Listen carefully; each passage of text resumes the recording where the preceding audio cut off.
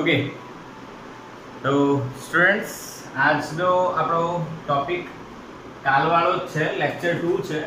વિદ્યુત પ્રવાહ ધારિત વર્તુળાકાર લૂપની અક્ષ પરનું ચુંબકીય ક્ષેત્ર.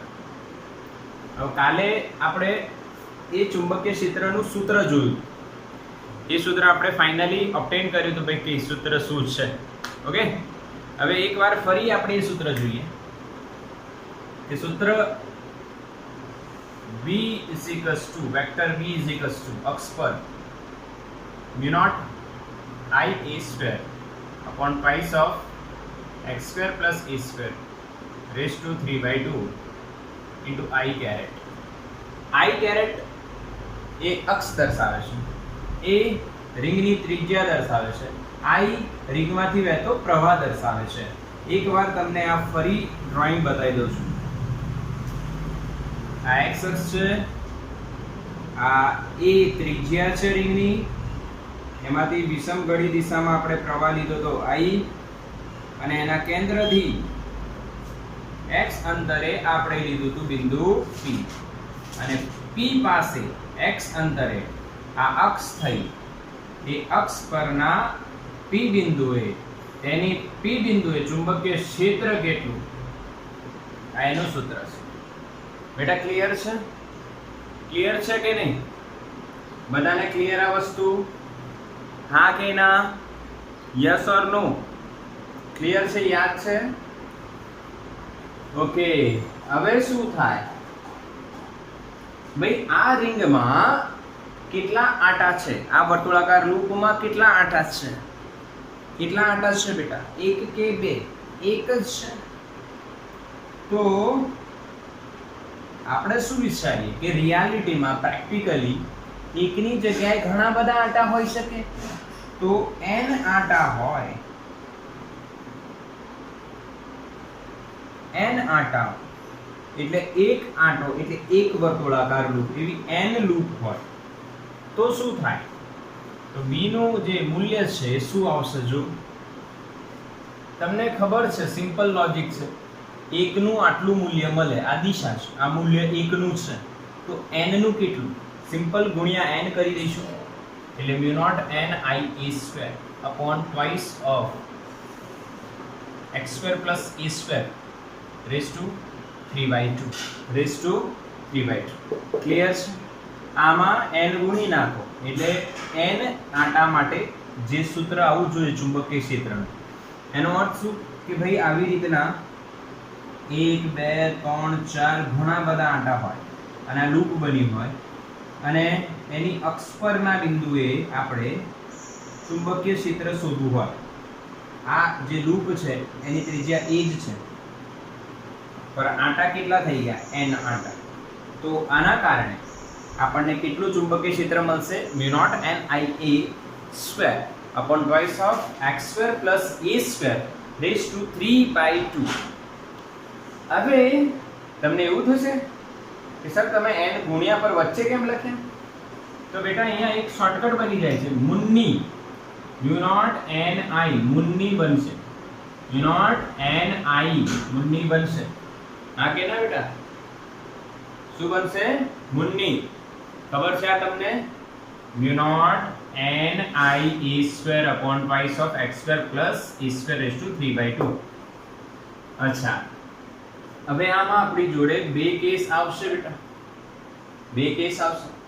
પહેલો કેસ સ્પેશિયલ કેસ 1 અને કેસ 2.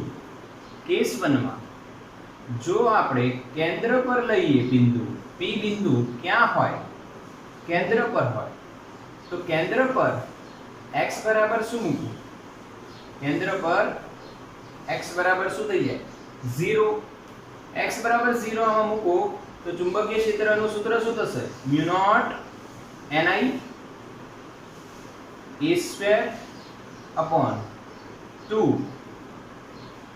હવે જો x ની જગ્યાએ 0 મૂકો તો a નો વર્ગ, a નો વર્ગ અને એની કેટલી ઘાત? 3/2. ઘાતના ઘાતનો ગુણાકાર થાય એટલે 2 ગુણ્યા 3/2 એટલે 2 કટ થઈ જશે. ઓકે, હવે નીચે a ઘન છે, ઉપર a સ્ક્વેર છે, નીચે a ઘન છે, a નો ઘન ઉપર a સ્ક્વેર છે, તો શું થશે? a સ્ક્વેર નીચે a ઘન, તો નીચે એક a બચશે, એટલે હું ડાયરેક્ટલી લખું છું બેટા આન્સર. કા તમે કહો તો હું પૂરું લખી આપું તમને, કોઈ જ પ્રોબ્લેમ નથી બેટા. a સ્ક્વેર ની 3/2 2 કટ. હવે સોલ્વ કરશો તો mu naught ni upon 2a, a square નીચે a ઘન, એટલે જવાબ આવશે mu naught ni upon 2a. Clear? બીજો કેસ એવો આવે કે ભાઈ આ જે P બિંદુ છે બહુ જ દૂર હોય બેટા. P બિંદુ જે છે બહુ જ દૂર હોય, દૂર જતું રહે. કોની સરખામણીમાં દૂર જતું રહે?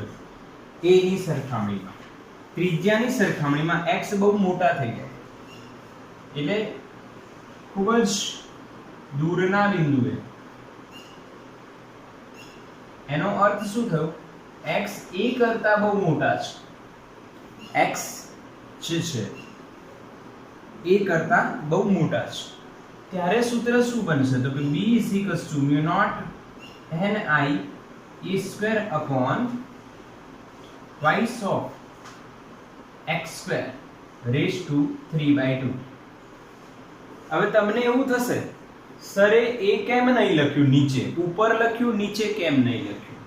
તો એનો કન્સેપ્ટ આ છે બેટા, ધ્યાન આપજો. x બહુ મોટા છે, એનો મતલબ તમને અહીંયા સમજાવું કે x ની વેલ્યુ માની લો 5 કિલોમીટર છે અને a ની વેલ્યુ માની લો 5 સેન્ટીમીટર છે. બરાબર? હા કે ના? તો તમે જ્યારે a નો વર્ગ અને x ના વર્ગનો સરવાળો કરશો બેટા, અહીંયા આ કેસ લેશો ત્યારે અહીંયા સરવાળો કરશો ત્યારે લગભગ 5 કિલોમીટરનો જ વર્ગ આવશે, કે 5 સેન્ટીમીટરનો વર્ગ બહુ નાનો થઈ જાય. મારી વાત સમજો.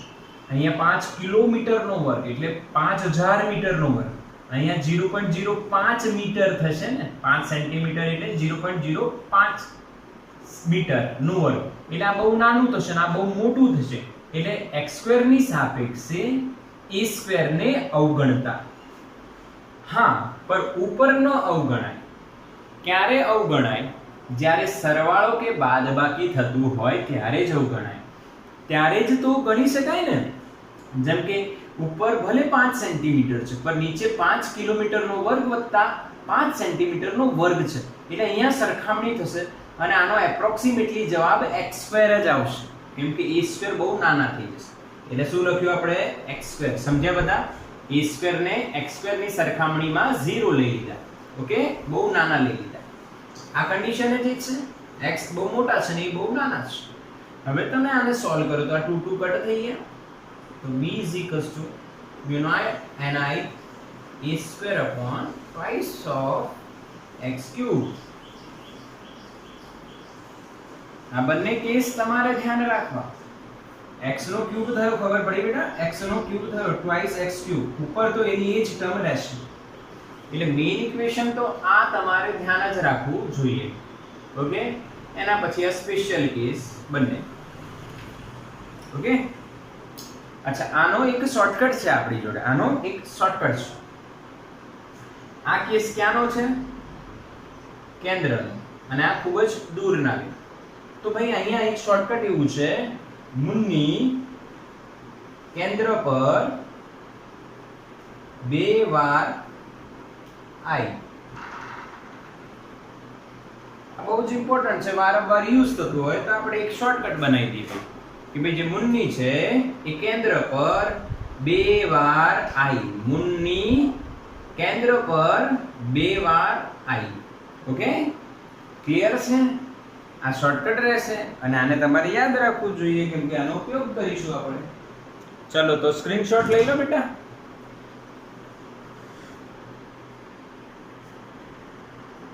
અચ્છા બેટા, હવે જો આપણે વર્તુળાકાર લૂપની અક્ષ પર ચુંબકીય ક્ષેત્ર તો ભણી લીધું. હવે એક કેસ આવે છે, સ્પેશિયલ કેસ જેને કહી શકાય. હા, ચાપના કેન્દ્ર પર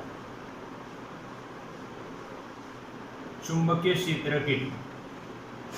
આ પર આ ચાપ કેવો? પ્રવાહધારી ચાપના કેન્દ્ર પર ચુંબકીય ક્ષેત્ર. ધ્યાન આપજો, આ બી એક મસ્ત કેસ છે, ચાપના કેન્દ્ર પર. હવે કઈ રીતના, તો તમને એક આઈડિયા આપું છું. જો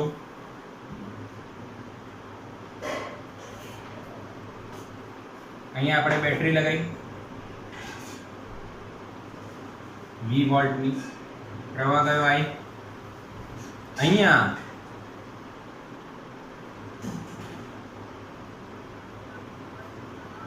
આ ચાપ બનાવી દીધો. ઓકે, ધ્યાન આપશો. અને એની આ જે ત્રિજ્યા છે માની લો કેટલી છે? r. આ એનું કેન્દ્ર થશે, લગભગ કેન્દ્ર, એક્ઝેક્ટ કેન્દ્ર નહીં, લગભગ કેન્દ્ર. ઓકે, અને આમાંથી પ્રવાહ આમ જશે, પાછું આવશે અહીંયા, અને આ દિશામાં આગળ વધશે. ક્લિયર? પ્રવાહનું વહન થશે. તો O બિંદુ પાસે ચુંબકીય ક્ષેત્ર કેટલું? હવે તમને દાખલાઓમાં આ ભાગ નહીં આપે. ઓકે, બીજી એક વાત આપશે કે અહીંયા જે ખૂણો બને છે એ ખૂણો છે થીટા. હવે તમારે એવું સમજવાનું છે કે ભાઈ આ જે ચાપ છે એ વર્તુળાકાર લૂપનો ભાગ કહેવાય. અહીંયા બી પ્રવાહ આવી જશે ને, આયો, કશું જ ડિવિઝન નથી થતું, સીધો જ જશે. હવે જો અહીંયા તારના ઘણા બધા ભાગ તમે વિચારી શકો. હવે જો રિયાલિટીમાં હું આને હટાઈ દઉં છું, તમે સમજી જજો બેટા. ઓકે, સમજજો. હવે અહીંયા હું નામ આપું છું તાર 1, આને તાર 2, આ 3, આ 4 અને 5. 5 ભાગ તાર વિચારી લે. 5 ભાગ, તારના 5 ભાગ વિચારી. તો ભાગ 1, 2, 4 અને 5 વડે, ધ્યાન આપજો, 1, 2, અહીંયા લખું છું એટલે સમજજો, 2, 4 અને 5 વડે O પાસે ચુંબકીય ક્ષેત્ર કેટલું થાય? 0 થાય. કેટલું થાય? 0 થાય. હવે તમે વિચારશો સર કેમ 0? તો ચુંબકીય ક્ષેત્રનું સૂત્ર શું હતું બેટા? યાદ કરો. B U0/4 pi IDL cross R સદિશ upon R cube. અહીંયા સંકલન કરવું પડશે કેમ કે કુલ ચુંબકીય ક્ષેત્ર. હવે આમાં શું આવે છે? અહીંયા IDL cross R. અહીંયા તમે વિચારો તો આ પ્રવાહ છે એટલે IDL આ દિશામાં થયું, અને જે બિંદુ પર શોધવાનું છે એનાથી અંતર AB એ જ દિશામાં થયું. બંને એક દિશામાં થાય તો થીટા શું થઈ ગયું? 0. અને ક્રોસ ગુણાકારમાં જો થીટા 0 હોય તો જવાબ શું આવશે? 0. તો પહેલા તારના કારણે, પાંચમા તારના કારણે, કેમ કે જો આની દિશા સમાન જ છે એટલે અહીંયા 180 ખૂણો બનશે. આઈડિયલ તમે આમ ગણો તો એને સ્થાન સદિશ આમ આવ્યો તો 180, તો થીટા 180 થાય તો પણ સાઈન શું થાય? 0 થવાનું છે. એટલે ક્રોસ ગુણાકાર 0 થાય 1 અને 5 માટે. એ જ રીતના 2 અને 4 પણ લગભગ આમાંથી બહુ જ નજીક છે એટલે એ પણ આમાંથી જ પસાર થાય છે. એટલે જો કોઈ તારમાંથી પ્રવાહ આવી જતો હોય અને એના પર જ કોઈ બિંદુ P હોય તો એના પર મળતું ચુંબકીય ક્ષેત્ર કેટલું થાય? 0. કેમ કે આઈડીએલ તમે અહીંયા ખંડ લેશો એ આઈડીએલ અને એનાથી આનું અંતર r લેશો એ બંને એક જ દિશામાં થશે. એક જ દિશામાં થીટા 0 કા પાછળ હોય તો વિરુદ્ધ દિશામાં, કયું બિંદુ પાછળ છે વિરુદ્ધ દિશામાં, તો થીટા 180. આ બંને ખૂણે આઈડીએલ ક્રોસ r તો શું થવાનું? 0 થવાનું બેટા. ક્લિયર? એટલે 1 અને 5, 4 અને 2 આ બધાના કારણે, ચારે ચાર ભાગોના કારણે ચુંબકીય ક્ષેત્ર O પાસે શું થશે? 0. ખબર પડી? હા કે ના? ક્લિયર આ વસ્તુ? હવે કયો ભાગ રહ્યો? હવે રહ્યો ચાપ. ધ્યાન આપજો. ધ્યાન આપજો. તમને ખબર છે જો વર્તુળાકાર હોય, લૂપ વર્તુળાકાર હોય અને માની લો ત્રિજ્યા r હોય, તેના કેન્દ્ર પર ચુંબકીય ક્ષેત્ર કેટલું? મૂળની સેન્ટર પર કેટલી વાર આવી? 2 વાર આવી. n ની વેલ્યુ કેટલી? 1.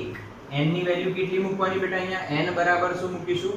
1. ફરી એકવાર જો n આટા માટે કેન્દ્ર પર, કેન્દ્ર મૂળની સેન્ટર પર 2 વાર આવી, અહીંયા 2r આવશે, રેડિયસ r છે એટલે n ની વેલ્યુ અહીંયા કેટલી થઈ જશે? 1. એટલે b કેન્દ્ર આપણને શું મળશે? μ0I/2r. આના માટે વર્તુળાકાર માટે ક્લિયર છે? એનું એ જ સૂત્ર છે બેટા, મૂળની સેન્ટર પર 2 વાર i, a ની જગ્યાએ અહીંયા શું કરી દીધું? r. હવે અહીંયા આ કન્સેપ્ટ શું યુઝ કરીશું એ જો, કન્સેપ્ટ શું યુઝ થશે ધ્યાન આપજો. ધ્યાન આપવાની વાત છે. અહીંયા ખૂણો કેટલો બને છે? તો કે 2π. ખૂણો કેટલો છે? 2π. આમાં અને આમાં ખૂણો જ અલગ છે ને, ચાપમાં ખૂણો થીટા છે.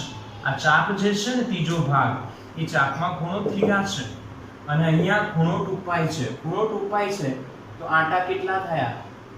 n બરાબર 1. હા કે ના બેટા? ખૂણો 2π બન્યો આમાં, તો આટા કેટલા થયા? 1. ત્યાં ખૂણો થીટા છે તો આટા કેટલા થશે? થીટા * 1/2π. આ કે ના? આટલામાં આટલું તો આટલામાં કેટલું? સમજ્યા કે નહીં? 2π માં એક આંટો બને તો આટલામાં થીટા ખૂણામાં કેટલા આંટા ગણાય? તો θ/2π. હવે એક આંટાનું ચુંબકીય ક્ષેત્ર આટલું, તો આટલા આંટાનું કેટલું? સમજ્યા કે નહીં? તો ચાપ વડે કેન્દ્ર પર ચુંબકીય ક્ષેત્ર સિમ્પલ v = μ0NI/2r. બસ n ની વેલ્યુ મૂકી દો, μ0 θi. હવે છેદમાં 2π ગુણ્યા 2, 2π ગુણ્યા 2 એટલે 4π. અને કેપિટલ R રેડિયસ તો હતી જ. આ છે ફાઇનલ આન્સર કે ભાઈ ચાપ વડે તેના કેન્દ્ર પર ઉદ્ભવતું ચુંબકીય ક્ષેત્ર કેટલું? હવે જો તમે આમાં અને આમાં કોઈ ડિફરન્સ ના કરો, આ બંને સેમ જ છે. જો જ્યારે ચાપ વડે આપણે કઈ રીતના શોધ્યું? ફરી એકવાર જોઈ લો બેટા, ફરી એકવાર જો. ખૂણો 2π તો એક આંટો થાય, તો ચાપમાં ખૂણો થીટા છે તો કેટલા આંટા થાય? થીટા ગુણ્યા 1/2π. આટલામાં આટલું તો આટલામાં કેટલું? આવી ગયો. હવે ચાપ વડે કેન્દ્ર પર ચુંબકીય ક્ષેત્રનું સૂત્ર તો ખબર છે, મૂળની સેન્ટર પર 2 વાર આવી. આંટાની સંખ્યા n ની વેલ્યુ ચાપ માટે θ/2π આપણે મૂકીએ તો આપણો સૂત્ર થાય μ0 θi નીચે જો શું છે 2 જોડે 2π ગુણાય એટલે 4π. r તો હતું જ. ઓકે, યાદ રાખજો μ0 θi/4πr. ક્લિયર? હા ક્લિયર? સમજાયું બધાને? હા કે ના? હવે આનો એક શોર્ટકટ બતાવી દઉં. આનો આપણને શોર્ટકટ આવડે. શોર્ટકટ પહેલા હું આ અને આ બંને સરખા છે એવા તમને સાબિત કરી આપું. જો આ ચાપ માટે છે. કોના માટે છે? ચાપ માટે. હવે ચાપ માટે છે, ચાપ માટે ખૂણો થીટા છે.